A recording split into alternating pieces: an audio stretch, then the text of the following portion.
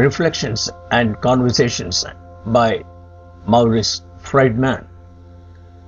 The religion of the West is based on faith. Faith is the supreme virtue, the very foundation of our religious life. When the mind cannot accept, faith is invoked, and we swallow the pill of a dogma. Naturally, the pill does not get assimilated and lies like a stone in our mental stomach, with the result that our religious life is starved. Mysticism, the personal contact with the divine, which is the natural flowering of all religious life, is almost entirely unknown to the masses in the West. It is practiced in convents and monasteries, but their influence on the religious attitude of the masses is small. All verification by personal experience of religious dogmas is postponed till after death. But it is not in the nature of man to take his death seriously, the less his problematic postmortem experiences. When a Westerner comes to India, what strikes him is the business-like matter-of-fact way in which all religious life is taken here. In India, God counts. Divinity is taken into consideration in the everyday life of everybody. All religious statements can be verified by personal experience.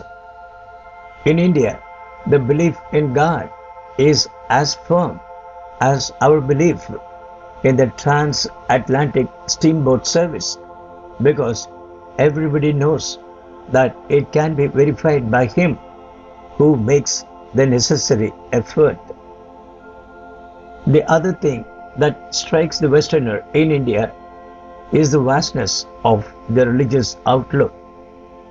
Vistas which are opened before his eyes, the peaks of thought on which he is taken, create in him a state of deep astonishment. A new world is opened before him, a world full of interest, full of the most enticing adventures of undreamt possibilities of personal experience.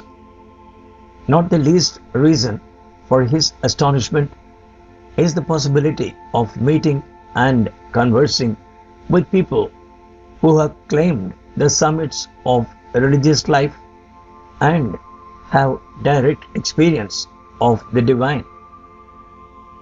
It was the immense privilege of the writer to meet with a few of such men, but nobody has produced on him a deeper impression than Sri Ramana Maharshi. Meeting him was a turning point in his life. The sublime majesty of the divine life stood and moved before him in all its infinite simplicity. The ultimate had revealed itself as the immediate.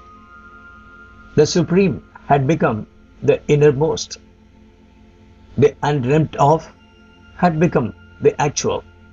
The struggle for life was transformed into the bliss of life. The writer must stop here. The actual experience is beyond his power of expression. There are those things which fully deserve the highest praise, the praise of silence. Maurice Frydman. Narada Bhakti Sutras say that the path of devotion is best, as all paths lead to devotion. Cannot the same be said of jnana or yoga or nishkama karma? Maharishi. Why this differentiation? Jnana is bhakti, vairagya is jnana. Maurice Frydman.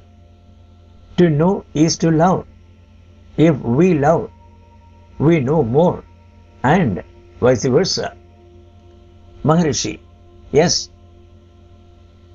Maurice Frydman, Ashtavakra Gita, chapter 9, verse 4 says, things come by themselves.